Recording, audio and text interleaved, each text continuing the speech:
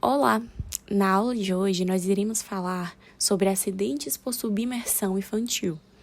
Os discentes participantes são Amanda Santana, Camila Carvalho, Lara Miranda, Miriam de Jesus, Samira Ferreira e Yasmin Santiago.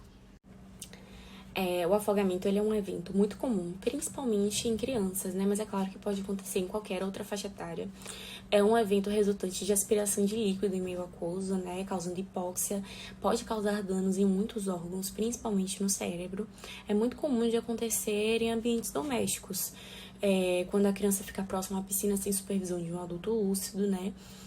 E por isso é importante reforçar que o afogamento ele pode ocorrer até em 1 minuto. Então, se uma criança está próxima de uma piscina, ela está nadando, está inserida na piscina sem a supervisão de um adulto, é uma atividade muito perigosa. E, além disso, o afogamento ele pode ser fatal ou não. E aí, nos casos em que ele não é fatal, pode gerar um trauma para a criança pro resto da vida. É um momento desesperador, né? Tentar respirar e não conseguir, então é importante ter muita atenção. Cerca de 500 mil pessoas morrem em decorrência de afogamento no mundo por ano, e no Brasil o afogamento é a segunda causa de morte na faixa etária entre 5 e 14 anos e a terceira causa de morte externa para todas as idades. Os extremos de idade, o sexo masculino, o uso de bebidas alcoólicas, a escolaridade, a condição socioeconômica e a falta de supervisão são os principais fatores de risco. A distribuição é bimodal, sendo o seu primeiro pico de incidência ocorrendo nos primeiros 4 anos e o segundo entre adolescentes de 15 a 19 anos.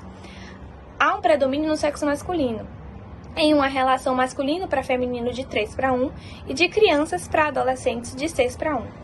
A maioria dos acidentes pediátricos ocorrem em água doce e os adolescentes ávidos por ambientes amplos e perigosos podem ser vítimas por acidentes por submersão em mar aberto, grandes lagos, rios e durante a prática de atividades aquáticas. Os acidentes na faixa etária entre 5 e 14 anos são, na sua maioria, fatais, e 8% das crianças internadas em centros pediátricos podem ser vítimas de maus tratos, sendo importante atentar-se para a história clínica.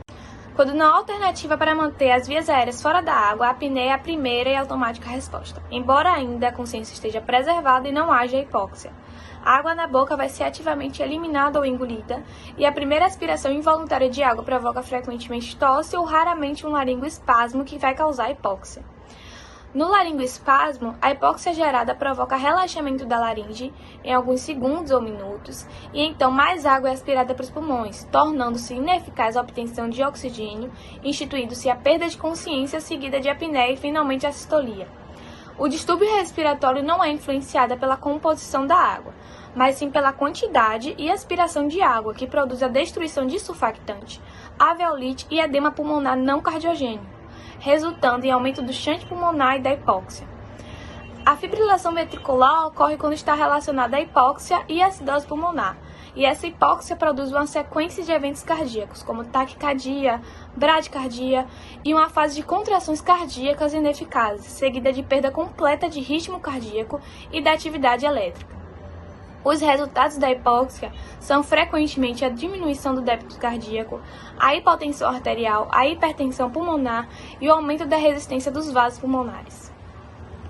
A classificação pode ser quanto ao tipo de água, sendo água doce, salgada, salobra ou outros líquidos não corporais, quanto à causa, sendo primária sem causa prévia e secundária associada a drogas, convulsão, traumas, doenças cardíacas ou pulmonares e outros acidentes de mergulho, quanto à gravidade do afogamento, permitindo saber qual foi a gravidade e o tratamento, e o resgate de uma vítima que não apresenta tosse, espuma na boca ou nariz, ou a vítima que apresenta tosse, espuma na boca e ou nariz.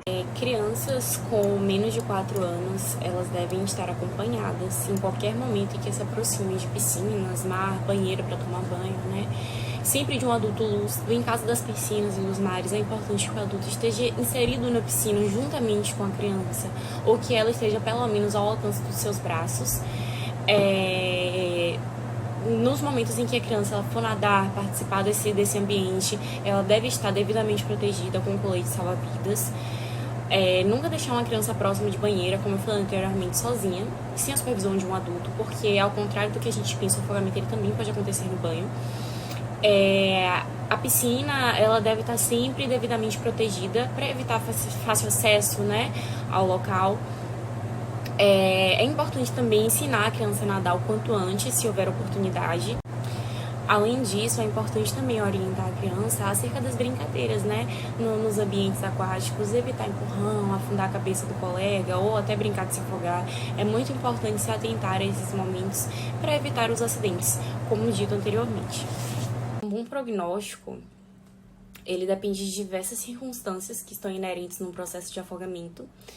Principalmente o tempo em que a criança ficou afogada, o local onde aconteceu, a circunstância, né, de como ocorreu isso, se foi um atendimento rápido, se foi demorado, se demoraram de perceber que a criança tinha sido afogada, né. Depende também muito da temperatura da água, porque pode causar hipotermia. Se nesse processo de afogamento ela evoluiu para uma parada cardíaca, parada respiratória, precisou de RCP, se a qualidade dessa RCP foi boa, né? Se conseguiram fazer os sinais vitais dessa criança voltarem espontaneamente.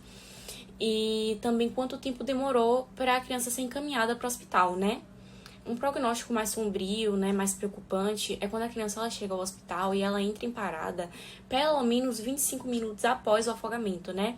É de extrema importância que o resgatador esteja sempre atento à sua própria segurança e à segurança da vítima, que deve ter o seu atendimento iniciado o mais rápido possível, mas também em segurança.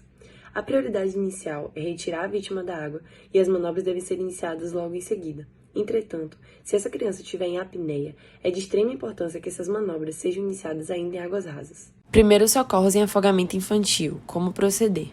Inicialmente, resgate a criança da água e verifique se ela está respirando e se ela está consciente. Caso ela esteja, coloque ela de lado para que ela possa expelir toda a água que ingeriu.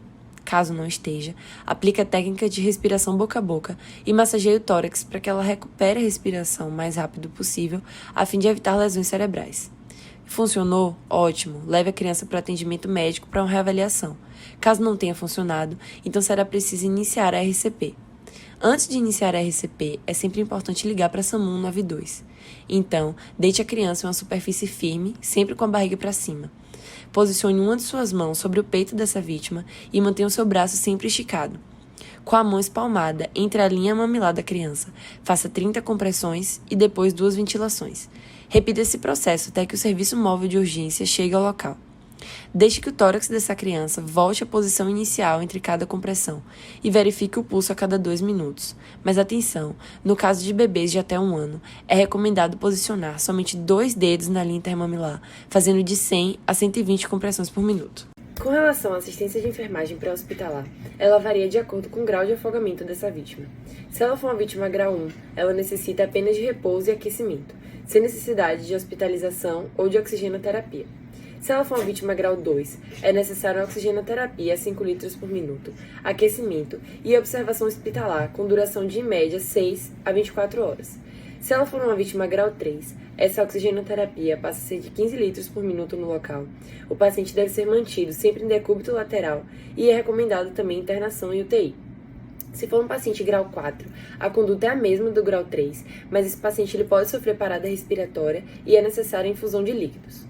Se for um paciente grau 5, é necessário iniciar a ventilação boca a boca e, ao retomar a respiração, aí sim realizar os procedimentos do grau 4.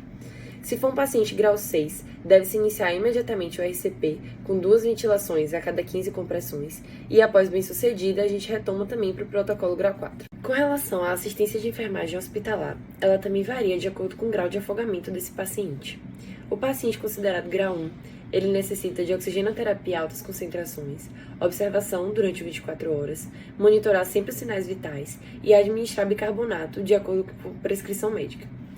Quando o paciente ele é considerado grau 2, é necessário avaliar o estado neurológico desse paciente a cada 2 horas. É recomendada a internação em UTI, sempre avaliar se há sinais de hipotermia. É necessário realizar hemograma, controle hídrico, oxigenoterapia a 50% e ele é sempre um paciente propenso a ser hipotenso. Os pacientes considerados grau 3, eles necessitam de intubação endotraqueal, monitoramento cardíaco e sempre manter atenção aos sinais de hiperventilação. Os pacientes que são considerados graus 4, 5 e 6, é necessário avaliar a temperatura corporal central e é sempre importante estar atento à possibilidade de desfibrilação e administrar antiarrítmicos. Com relação aos diagnósticos de enfermagem relacionados a acidentes por submersão, podemos citar troca de gases prejudicada, hipotermia, débito cardíaco diminuído e risco de desequilíbrio eletrolítico.